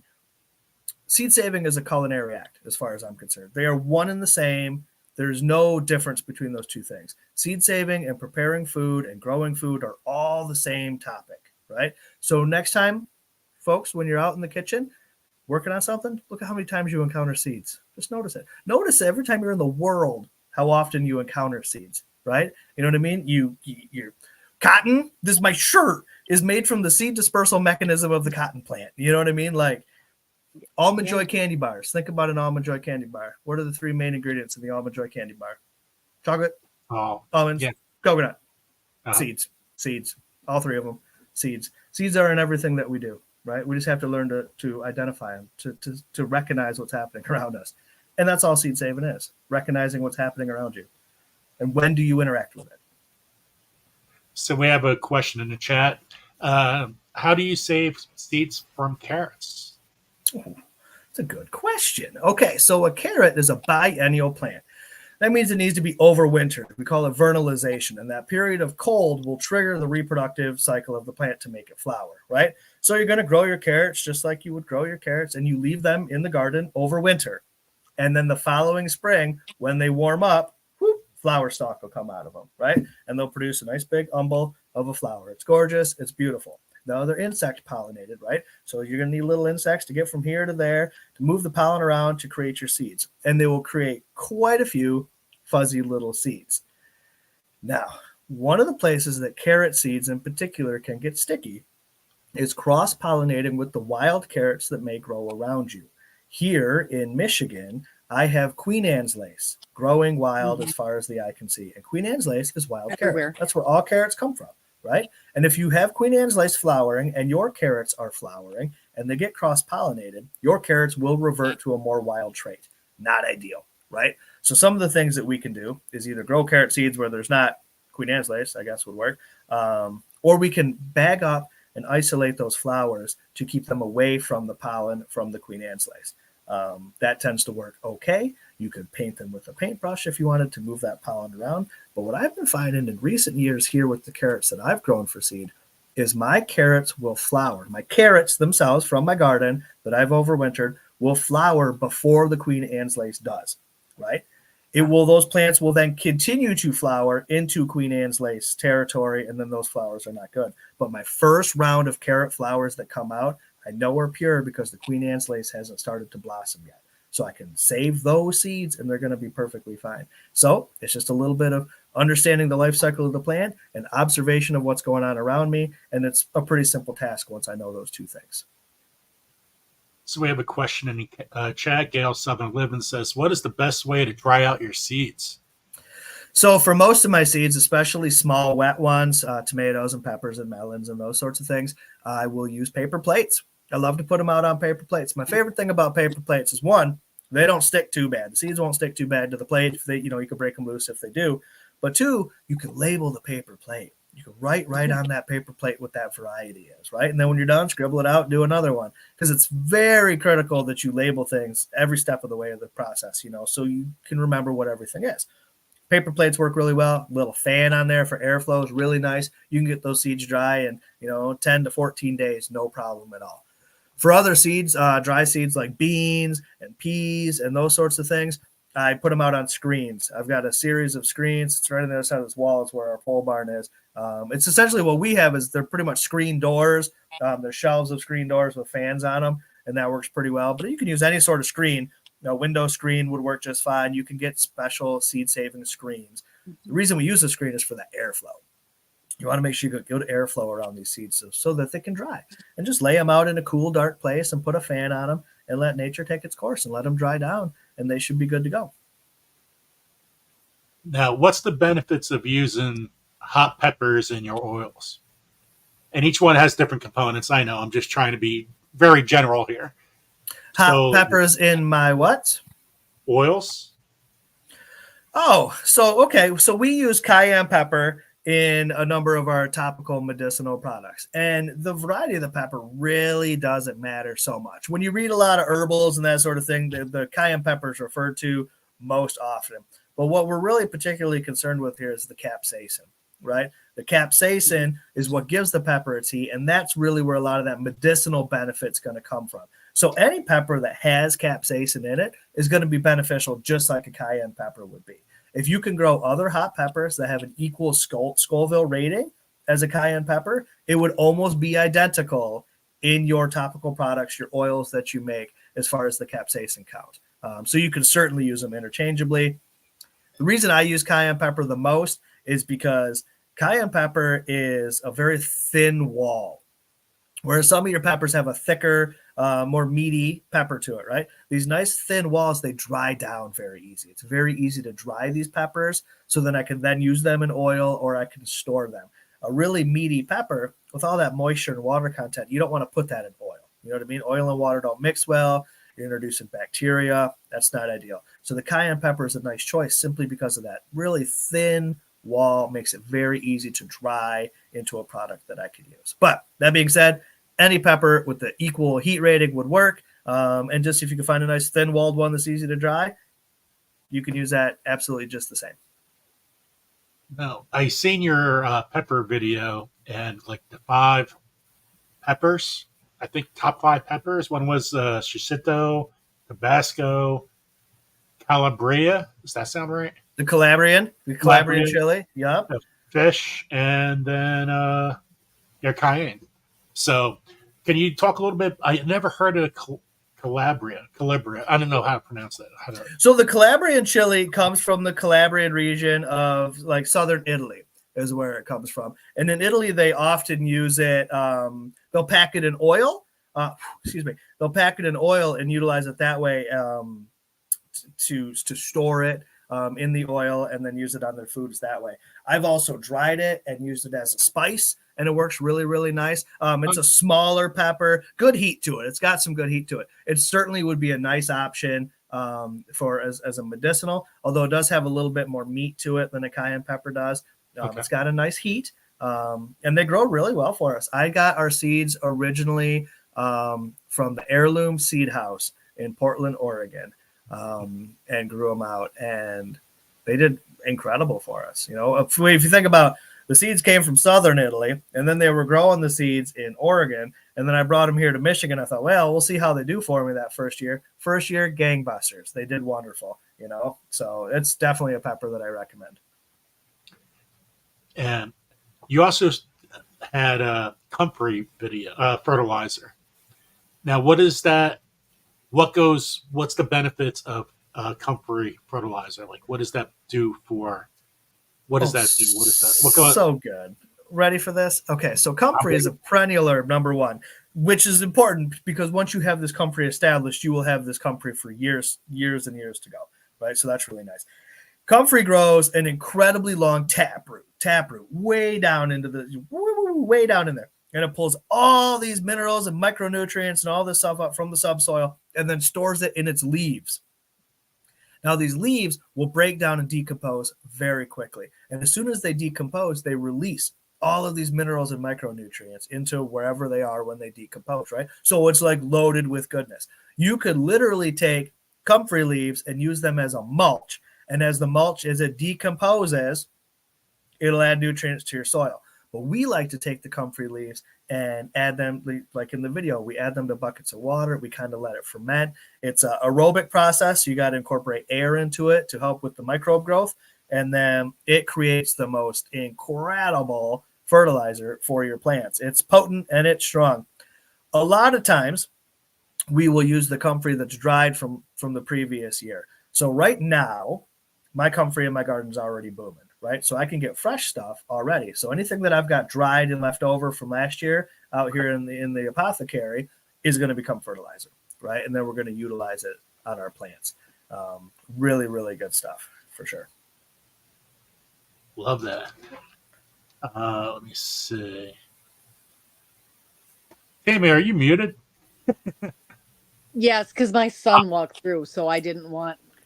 Oh, okay. I'm like, were you trying to say something this time? And no, I just. No idea. I'm like, oh no.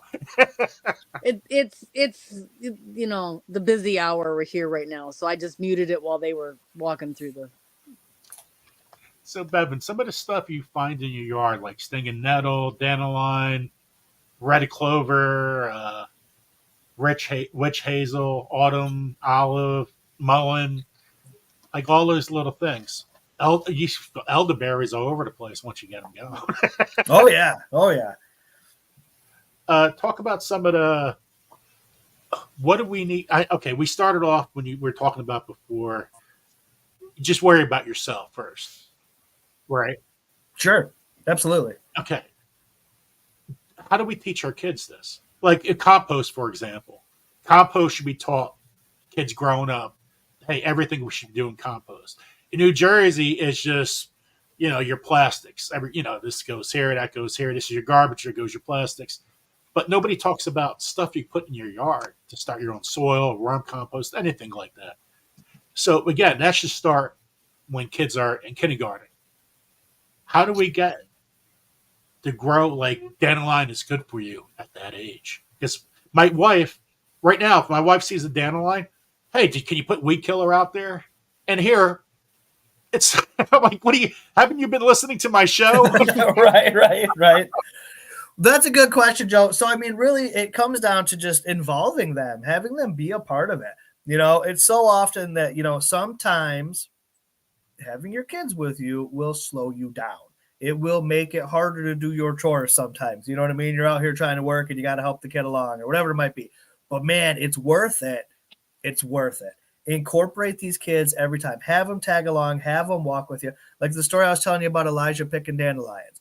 Of course, he was trying to negotiate a higher pay, but then his next question was, what in the world do you want all these dandelions for? There's my learning opportunity, right? And then we just have that conversation. Just bring them with you. Bring the kid out. Be like, hey, somebody's got to flip this compost. And he'd be like, why do you got to flip the compost? There's your learning opportunity, right? Like every chance you have just to bring the kids with you, have them be a part of it. Take them with you to the grocery store. Talk about the stuff that you see there. Just every chance you have, We can't really count on the schools doing those sorts of things. Schools are understaffed. They're underfunded. They got so many things going on. It's like really hard for them to do anything. And you know what I mean? It's very difficult to do. But, we're lucky. We kind of, we live in a rural place. So we have a rural school. So they've got a couple of raised beds out there. And when the kids were little, I went to the school, talked to the kids about it. I brought beans. We planted lettuce. You know what I mean? Like I just went to the school and said, hey, these kids need to learn about it. I'm going to come tell them about it. And so I went there and did. And it's just about taking every opportunity we have to have those conversations, right? Have those conversations with kids, have them with the neighbors, have them with anybody who's within earshot. That's the best that we can do, right? So just keep those kids next to you and let them observe. Let them watch and see the things that you do. And then they're going to be curious about it and they're going to try to do it too. Okay. Kids are sponges, man. They'll soak up anything, Without a doubt. Today more than ever. That's what they're always looking at things. Head down, and that's it. Well, you know what? If you take that device out of their hands, they're looking right down at those dandelions. And if you don't want to bend over to pick the violets, you get their engagement. You can stand there and hold the jar while they put the violets in. Oh, yeah. So we'll pick up acorns. We'll gather acorns here, and it's such a simple thing. I'll get two and put them out there, and who can get more acorns in their box? Right? Yep. There's a competition all of a sudden, and now it's super fun. And everybody's doing chores, and nobody cares that it's a chore. Everybody just wants to win the game. No. There's not even a prize. But you know what I mean? Bragging rights, I guess. I got so Laura just came in, and Laura said, if you harvest comfrey leaves, do they come back the same year? Yes, absolutely they do. So all the comfrey that's coming up right now, like I mentioned, so I got comfrey coming up. So all my dry comfrey is going to turn into fertilizer. All the comfrey that's coming up out here, when I go to plant my tomatoes, I'll dig a nice deep hole for my tomatoes. And at the bottom of that hole, I'll put lots of goodies, right? I'll put some compost down in there and things like that. And I will put comfrey leaves down in that hole also, right? So we will harvest a lot of our comfrey right on tomato planting days. It'll be back. It'll come back again. You can get 2, 3, sometimes 4 harvests out of the same plant. It's like a cut and come again. You keep cutting it, it keeps coming back. And it'll spread a little bit too. So now you got a lot of comfrey. So, but yes, short answer, absolutely. Harvest those leaves. They'll come right back and give you more. So Larson says, what do you do with violets? Well, I do 2 things. Violets are a natural cough medicine. So I make violet syrup for the adults, but I also make violet jelly because if I can get the kids to eat their cough medicine on toast in the morning, they don't even know that they're getting cough medicine. So that's what I use it for. If you could give kids medicine and they don't even realize it's medicine, you're definitely doing it right, right? Yeah. They're begging me, can I have that jelly on my toast? Nope, you're fine. You get the elderberry with it today.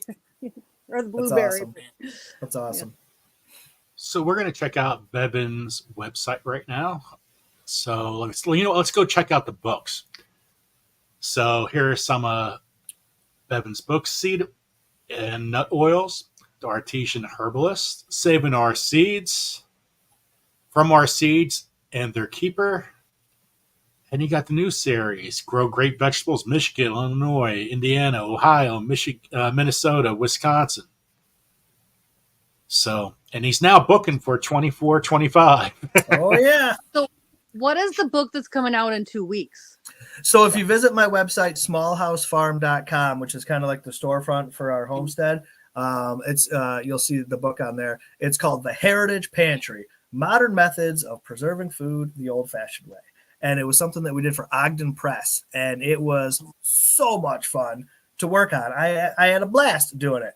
It was so cool. So it's got, obviously there's canning and pickling and preserving with salt and fat and oil and smoking and curing and dehydrating and all these different things. And one thing there it is right there, right on the left. We're doing pre-sales right now. It comes out May 15th. So get it. It'd be fantastic. If you did, I would appreciate it. So it's got all of the techniques, equipment, all the things that you're going to need for these techniques. There's a ton of recipes, which is the most fun part with working on all of these recipes. But because of the way that I am, to do the book, it was very important to me to research the history of each one of these preservation methods, right? So how did it evolve? When was the first time that we can find something in history being pickled or milk being cultured? When can we find that? And how has that technique evolved and changed? Or in some cases, not even changed much at all the way up to how it is today that we utilize those techniques. And that, for me, because, I'm a story history nerd, that was a good time for me. But it's a wealth of information in this little book. So, yeah, there's the history, the techniques, the methods, the equipment, and recipes for sure. So it was a cool little book to work on. I'm excited to get it out into the world. Can't get enough recipes. Yeah. And it's kind of something new for me in my books to do something like that. Now, the Artisan Herbalist has a lot of recipes for medicinals, making salves and lotions and tinctures and teas and that sort of stuff. But this one is just the Heritage Pantry. It's from a culinary point of view. So it's my first book with culinary recipes in it. So it was cool to kind of branch out and do something new. And your book, The Artisan Herbalist, that is the book that I use for my references for all my tinctures. Oh, so awesome. I got started in 6th grade a little bit. And then Becca picked your book up for me 2 years ago at the seed swap. And that's when I really took off and started doing it again.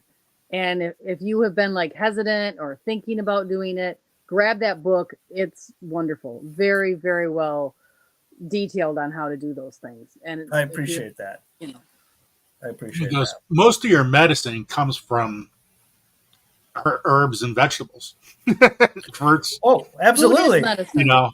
For those that don't know that, you go right to the source. Don't go to all this other crap that's out there. Right out from your garden. What scares me about medicine today is all the glyphosate that's in our vegetables and going to medicines. You know what I'm trying to say? So you're using glyphosate and you're using herbs and stuff. Now that's going to medicine. Because it's going to beer, wine, soda. 90% of people have glyphosate in their bodies. Is that happening to our medicine too? I'm gonna say I very minimize. I don't talk about my medical background, but I'm gonna say that some of the things that we put in our bodies from pharmaceutical companies are known heavy metals. There's heavy metals in some of those things. And, that is not good for our bodies. Well, kind of to come back to what we were saying early in this conversation is there's a lot of wild people out there doing some wild stuff, for sure. It's and I think that again brings us back to the point of how important it is to try to learn about these things and to focus on doing better, making better choices for ourselves and for our families. Whether it's our food or our medicine or whatever it might be. As we just learn about the world around us and just try to make better choices. I'd like to believe that all those baby steps add up to be a significant change someday. So I'm just going to check it out, your smallhousefarm.com page. Yeah. You can shop here, guys. So if you go right here, right to shop, and you could buy seeds here, your tinctures, books, you could buy everything right here. Online education. So just click on that. And for example, let's go to seed collection. Yeah. And all the seeds that we offer, we grow and process right here on our farm. So we know all of them. So everything from beans to eggplant to peppers, lettuce, squash, tomatoes, and there's your books.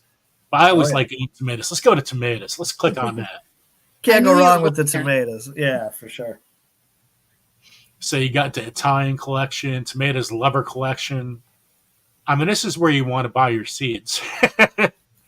I mean, this is, and you have tomato varieties that are not in some books. And you want to buy your seeds from a foodie. You saw him tasting those tomatoes. He's not going to tell you they're good if they're not, because he's already tasted them right in front of you. Absolutely. You're right. We grow every single one of them. We eat all of them. These are varieties that we love. So that's why we share the seeds, Go ahead. Bevin, I can tell you right off the bat, I have never heard of Puerto Cortez, Palooka Pink. Never heard of them before. Oh yeah, we got some different ones for sure. And I'm just lucky, by traveling around and meeting other seed savers and gardeners and stuff that I folks share these different varieties with me, and it's really nice. The Pacala Pink, I got in Appleton, Wisconsin, from a family, the Pacala family, that had been growing that for generations. And I did a workshop at a farm up there, and they shared some of those seeds with me. And they're these adorable little pink tomatoes. They're so sweet and succulent, and they just produce and produce and produce. They were fantastic. I couldn't even believe it, So that was a good one. Yeah, they're all good ones. There's the Old Carolina tomato. That's the Nell Bryson tomato from the story right there. That's it. Oh. That big whopper. I need to grow that one. It's awesome. Well, it's one of my favorite. I've been growing it for years now, and I try to do new stuff. I like to mix up, try new things, offer different varieties for folks, but that's one that I grow every single year. Every year I'll grow it. It's so good. Well, you hooked me in with a story because I am a huge fan of the Appalachian Trail and Smoky Mountains National Park. And so now I have to have it because, I'm any excuse you need, right? Well, okay, let me be honest with you. I am not a seed hoarder, but I do have my own personal seed bank. Well, yeah, and it's important that we should, and I agree with that, and there is like a difference between those two things. To having a reasonable and useful seed bank so you're prepared versus hoarding, they're certainly different things. There's a difference. I will share my seed bank with anybody that wants to, but I definitely have to have more varieties, always more varieties. If you guys have acid problems, reflux, you choose more of a yellow tomato. That one right there, Aunt Eula's Rock House Yellows. I got that from my buddy Paul. Paul Douglas, avid seed saver. You'll find him at almost any seed swap you go to. It's his Aunt Eula's tomato. He's from Tennessee. He shared it with me at a seed swap, maybe in Indiana was the first time he gave it to me. And what a tomato it is. Look at it. It's gorgeous, beautiful, delicious. Ooh. Yeah. Oh my gosh. You're driving me wild. The picture looks really meaty. Like it would be a really good paste tomato. We're good. There's that meat. Yeah, it is. It's a good meaty tomato, but it's also awesome on a sandwich. You know, it's got good flavor to it. Make a big old one slice is all you need. It covers the whole bread. Perfect. You feed the family that way. That's right. That's right. Everybody gets a slice. Like the Wickershire Project's growing a lot of melons this year. Let's see what he has. Melons and squash. Yeah. Now we have less of those. Oh, look, that's all that's in stock right now. So, you know, because of the way that those plants are pollinated, how they're, you know, insect pollinated in our small farm, it's difficult for me to have a lot of different varieties and ensure that varietal purity. So we'll typically grow one of each of the 3 main species of squash that won't cross-pollinate with each other. So at most, I'll have 3 squash each year. But that cuts down on the work for me. I don't have to do the, you know, any hand pollination, but I still have some good diversity. But yeah, beans. Look at all these beans. Look at that purple bean right there. Ukrainian pole. So it's a pole bean. You have limited space. Grow vertically. Yeah, absolutely. And that's a good one. We got that from a seed saver down in Ohio, and it was brought here from the Ukraine back in the 1990s. And it's a really nice one. Now, traditionally, they would eat it as a dry bean, like making soups and that sort of thing with it. But I've even eaten it as a green bean when they're young and tender. It's wonderful. And it's beautiful. Yeah, it's a beautiful bean. Look at that. Wow. And guys, if try to get an eggplant and change your variety, not just the black magic eggplant or anything like that. Try to change it up. Try something new to grow. Rattlesnake eggplant, Chinese string. I never heard of Chinese string. Oh my gosh, as you can see in the picture, they're not very big around, but they're super long. I've had like some of them like over 3 feet long. Wow. I just put them right on the grill hole, grill them up. They're awesome. I like the orange eggplant. I think these taste I think they taste different than the regular black eggplants. I think this is awesome eggplant, the orange eggplant. I agree. I absolutely love them. They really actually kind of turned me around for eggplants. I was never an eggplant guy until I had one of those orange ones. And it really changed my point of view on eggplants altogether. But what's really nice about it is the orange eggplant was domesticated in Africa. It's Solanum aethiopicum is the species, whereas the purple eggplants that we're familiar with are of Asian descent. It's Solanum melangina. So they're different species, so they don't cross-pollinate. So I could grow a purple eggplant and I could grow this orange eggplant, and being different species, they don't cross. So that's how I'm able to have those different varieties without any extra work on my part. I'm on the pepper section right now, and I know right first thing tomorrow morning I'm going to be buying this one. There's Calabrian right there. Look at that beauty. Kaylin Straight in the chat said it. Joe wants that. Yo, yes, I do. There it is. Let's see. Oh, Sugar Rush Peach. I love Sugar Rush Peach.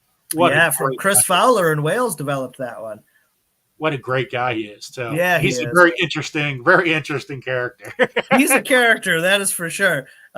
He's a very cool guy, but he sure knows his peppers. Oh, he sure knows them. He told me some stories I can't elaborate here, but I'll tell you off the air. Right.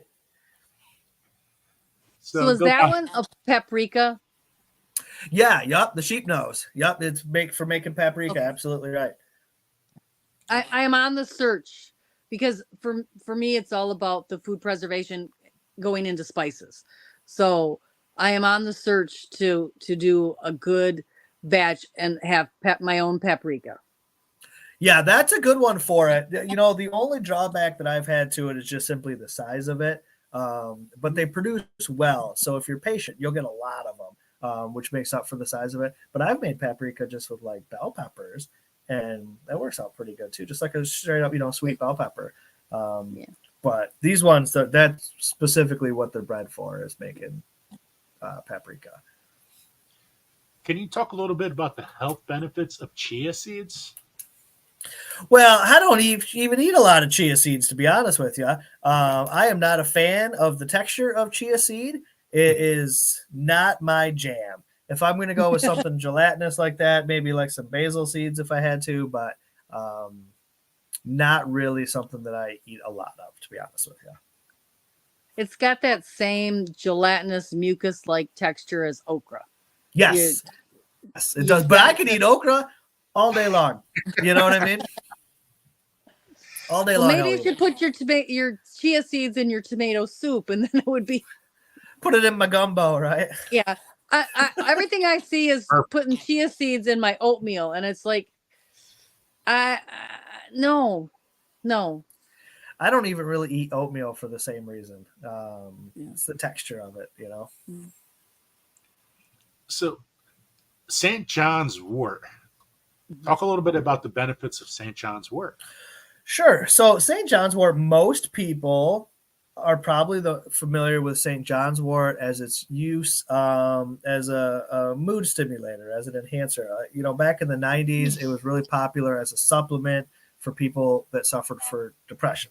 But you know, when they tested a lot of that stuff, those supplements from the 90s, most of them didn't even have St. John's wort in it to begin with. You know what I mean? So it's a lot of that pseudo type of stuff. One of the problems with ingesting St. John's wort is that it does interact if you take some medications. It's not necessarily always safe to ingest if you take in, medicine for depression or blood thinners or whatever it might be. So we typically offer it for topical application. And St. John's wort for topical application, whether it be in a tincture or a salve, is fantastic. Number one, it's fantastic on a sunburn. It's great for healing a sunburn, helping with the pain from the sunburn, kitchen burns as well, but we often use it for sunburn issues, right? Combining it with aloe or something like that's really nice. It's also really nice for nerve pain. It's a nervine. So people that suffer from nerve issues, fibromyalgia, that sort of stuff, topical application of St. John's wort is exactly what they need. So we offer it in small salves, you know, like 1 ounce jobs. We also do even bigger 4 ounce bottles. And those seem to be pretty popular with the folks that are in pain. You know, you want to be able to get it once and have it for a while. And it's pretty potent stuff. We use mostly the flowering tops. Like in the photo there, I got a handful of just the flowers. But I'll use some of the leaf as well. I'll gather most of the flowering tops and infuse them in oil. It's hypericin is the chemical specifically that we're extracting, and it turns the oil bright red. It's gorgeous. It's such a pretty color. Really, it'll even stain your fingers red while you're picking it. But and it grows wild all over, right out here. It's all over the place. So right now we have one last question. If anybody has any other questions, please put them in all caps. How do you identify a tomato plant? Do I identify a tomato plant as it's a tomato plant as opposed to a pepper plant or something? If that's the question, often by aroma. I mean, obviously the shape of the leaves is quite unique, even though like with the tomato plant, sometimes there's like a potato leaf type of tomatoes where the leaf looks more like the leaf from a potato plant. But the aroma, it's distinct. You know what I mean? The smell that you get from the leaf is one of a kind. It's a tomato for sure when you smell it. As far as identifying the varieties, now this is when it can get a little sticky. You know what I mean? Because some things that have happened is sometimes people will take a variety that already has a name and give it a new name to make it seem more unique to try to sell it or something like that. That's especially in the early days of the seed business, that was a big thing that happened a lot. So there's a lot of very similar looking tomatoes with different names. There's a lot of tomatoes that don't necessarily have names or that people don't label their stuff very well. So being able to identify a tomato is very tricky. There's a Facebook group that I'm in. It's called Heirloom Tomato Addicts Anonymous. And they have a bunch of them. They have like a Peppers Addicts Anonymous or whatever. But the tomato, that's their largest group. And often there's people that'll share a picture of a tomato in there and be like, well, what's this? I lost my labels. And 9 times out of 10, nobody will be able to tell you. They'll have some guesses. They might be familiar, similar to this type of variety, but there's so many tomatoes out there anymore. It's pretty much impossible to find out a name from just the physical appearance of a tomato. But if it's delicious, who cares what it's called? Eat it. Save the seeds. Eat it next year too. So Serena always gives us a joke or some kind of comment at the end of the chat. And usually it's a joke. She goes, what are the slowest and fastest plants? She goes, the creeper and a running vine. So that's her comment of the day. I love it. Thank you for that, Serena. I love her jokes. Thank you. But we got to keep them down at the end because it's it'll be a whole thing of jokes the whole time. Well, Bevin, thank you so much for coming on. So 2 weeks, guys, the book's coming out. So go buy it. It's not that expensive. It's not $40 where you buy some other books. It's very economical. They got some seeds there. You guys go buy. So just don't buy the book. Buy some seeds. I like where your head's at, Joe. Well, I'm gonna say if I could only buy 2 things, I would buy your elderflower tincture. Oh yeah. And your hemp salve. I appreciate those. Those are good choices. For sure. Those are the 2 that I've tried and I absolutely love. And I wish I'd have bought more. Well, you've got the link to my website, so you can buy as many as you want. This is true. Or I could run into you at certain places you are where you have them that I usually see you, and I can grab Absolutely, you could. And for all the folks that may be near where I'm at, if you visit my website, there's a calendar on there that will show you all the events that I'm going to be at. And I do a lot of things outside of Michigan also. I'm all over the place. So you can check out the calendar. Maybe I'm coming to your neighborhood. I'd love to meet you. So come and say hi to me if I am. Yeah. And there's Any one chance more you could be in thing. New Jersey area? There's one more Any thing I chance you- just read. If you buy all the books and you don't get enough of Bevin and his, because I could listen to him talk all day, but you just did something special. You were just published in a magazine, weren't you, recently? Oh yeah. You know, I'm glad you brought that up. You know, I used to write all the time. I did for Modern Farmer magazine, Mother Earth News. You know, I'd be like half their issues. And then I kind of took that time off of that to work on these books. And so this is the first magazine I've been in like a year. I'm in the April issue of Homesteading Monthly. And it's an article about herbs that I wrote that's in there. It's a fantastic magazine. It's very well made. They're beautiful. And they are packed full of information. There's some really, really cool stuff in there. There's, in particular, to me, that was special, was there's an article from Hank Shaw in the magazine. And Hank Shaw, you might be familiar with. He's a food writer, hunter, gardener, gatherer, cook. I think it was his first book that he's most popular for. And to be in the same magazine as Hank Shaw is a milestone for me, to say the least. So, yeah, it's Homesteading Monthly. I'm sure you can find it online. You could check that out. It's a really nice magazine. Awesome, Bevin. Thank you so much for being here today. And I'm telling you, go buy several things. Yes. You guys, you can do it. You can do it. I appreciate that. And if I'm you guys sorry. want to buy several things, that would be totally cool. And if you just want to connect with me on social media, you can follow our YouTube. We have a Patreon that you might really enjoy joining our Patreon. Check out all those things. Let's stay connected. That would be really, really nice to meet some more like-minded folks and keep building this community. Thank you so much, Bevin. And hope to see you again sometime in a near future, like very soon. At some kind of convention or something. That'd be awesome. That would be awesome. And take care. Have a good night. Thank you so much. Thanks, guys. Bye, everybody. That was awesome, wasn't it? He's gone. Where'd he go? I tell you, I have a really bad cold, Uh-huh. and so I'm stuffy and stuff, and I'm like, I want to come out with stuff. I'm like, I just want to like a snort a little bit. Well, I keep coughing. I kept muting myself because I was coughing. I'm sorry about that, guys. I gotta get these violets into syrup quicker than this. I need some elderberry. Yeah. I hope you guys enjoyed that. That was Oh, that I think it went really, really well. He is we had Yeah, he's really down to earth. What a great guy! I mean, what he produces, it does its job. You know, by seeds, you're getting true seed. You're buying the oils and stuff. You're getting, and he does all these stuff, markets and stuff too, and they just keep on coming back. The speakers he's drawing here to Michigan, to this little back roads town. And the vendors. There was a guy selling over 300 heirloom varieties of just tomatoes. Like, that's all he does is sell tomatoes. And the guy that all he did was corn, and he had a whole 6-foot long table of different corns. He's went to every Native American tribe in existence in the US and got their corn and it's just, yeah, it's amazing what he's doing. But. Yeah, that worked out really good.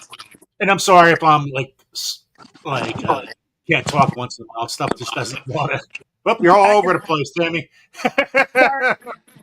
It's all good. I gotta take it out of the thing. I gotta lean back. My back is killing me. But yeah, it was a great discussion, and thank you for. I seen Kaylee made a donation. Thank you so much for that, and thank you for all the members.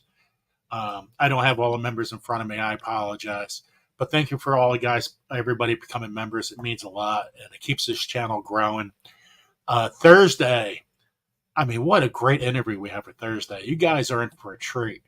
And it's from biochar from A to Z, but how to implement biochar. And, yeah, you guys are in for a good one. She, I always want to call her Kelsey, which is terrible. One sec, I got to remember. Hold on one second. Her name is Kelpie Wilson. I always want to call her Kelsey because I never heard anyone called Kelpie before. It's an interesting. Yeah, very interesting. But she just wrote a book, and we're going to promote that. She also watched our interviews with a couple of our interviews. She goes, wow, you guys are like the Joe Rogan of gardening. And I'm like, whoa, that's quite the compliment. That is. Serena, no, I haven't tried fire cider, but I think I need some now. Thank you guys for getting well. I'm just very stressed. I'm still waiting for results on my son to see what's going on with him. And I'm thinking about, well, I got to change what I'm doing for a job. And instead of going into New York for a job or something like that to pay my, I don't want to go anywhere near New York City. I don't want to go anywhere close to it. And I need to try to make enough money to pay my mortgage. So I'm thinking about becoming a bus driver, which is, I never thought I would ever say I would become a bus driver. I thought I'd be more of a teacher of some kind of sort in society, but bus drivers make pretty good money. They make around $25 to $30 an hour here. And if I do that, I would have off in the middle of the day. And if I'm off in the middle of the day, that means I have more time to garden. So I would wake up I'll be like 6 to 10, go on a bus, 10 to 2, I'm on my own. Then 2 to 7 or something like that, I'll go back on a bus. And then I can still Uber at night and do all that because I only sleep 4 hours a night. So I guess it actually kind of works out. So I need to do something for myself a little bit. And so if I could garden those 4 hours, it beats what I'm doing right now. So that's just something I'm thinking about. I have other opportunities to do other things, I think. But we all got to figure it out. But it's not easy living in Jersey right now. Not easy being 54 years old and trying to find a new profession. So that's what I'm trying to figure it out. And Terry, thank you so much. Terry's been helping me out little ways to sell stitch markers. And so every once in a while she comes, I'm going to buy some stitch markers and I'm going to do for a giveaway. So Terry, thank you so much for doing that. And again, thank you for all. We have some new members today. Thank you guys for doing it and all the past members. It just helps out so much. So we got some good stuff going on with Grow Big TV. And as I said in the broadcast, I mean, I had somebody ask me if I wanted to sell drones. Anybody want to buy a drone for a couple $1,000? Spray stuff on your field? Let me know. Maybe I might take up that deal. I still can't believe the stuff that comes across. I'd love a drone, but I don't know. The learning curve would be probably too much for me to operate it the way I'd want to. Oh, thank you guys for the prayers and everything like that. It's very time. I don't know how to even describe it. You know, when your son was going through cancer before, and after that was all, everything was done. I've been totally drained since. Totally drained. Now I just hopefully nothing's up, and hopefully it's nothing. That's all. Hopefully it's all good to go. So that's what's going on with my life. It's just a trying time. Sunday Fun Day will be back this week. We're probably going to have the Vineyard Chicks on because they have something special going on their page. They're in like the Christian music top 50 right now. Yes. And they want to try to get really up there. So it's very, and voting ends on Sunday night, right after my show, by the way. And so hopefully we get a lot of people to our Sunday Fun Day this week, and hopefully you guys can all support them in some kind of way. This would be pretty cool to have somebody, you know, right there, right in front of our eyes, going through something that's very important to them. They support so many people, we should be supporting them. That's the way I look at it. Yeah. Yes. And Tammy, thank you so much for coming on last second and doing this.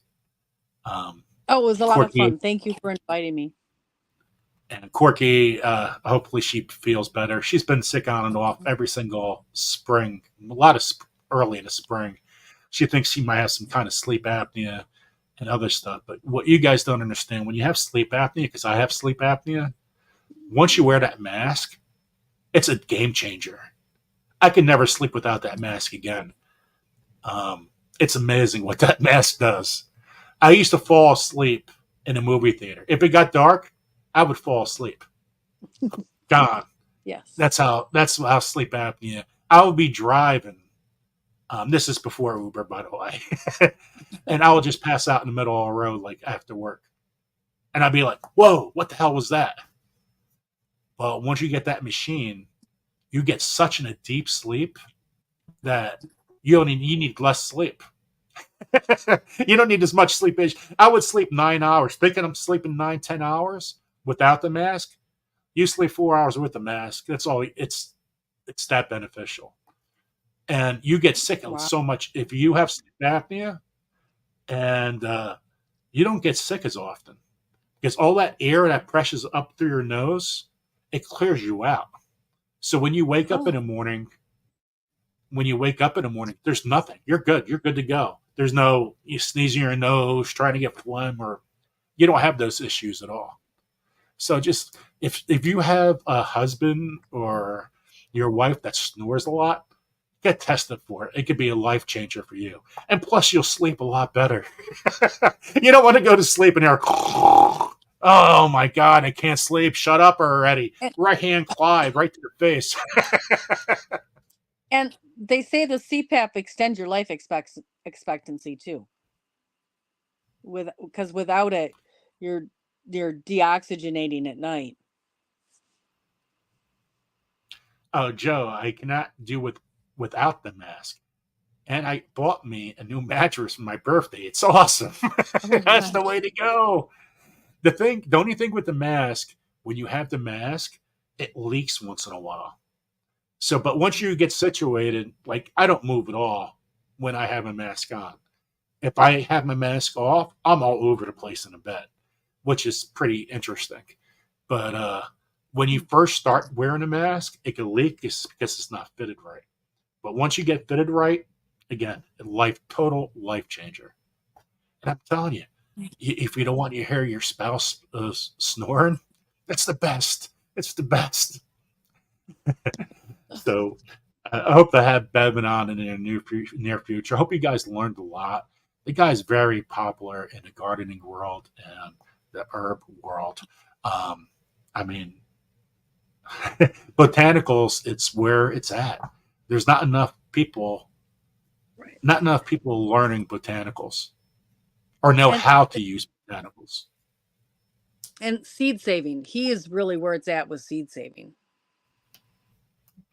Well, just like you see all the seed saving. I mean, how many set up a school to do that in a town community for seed saving? I mean, wow, that's pretty freaking awesome.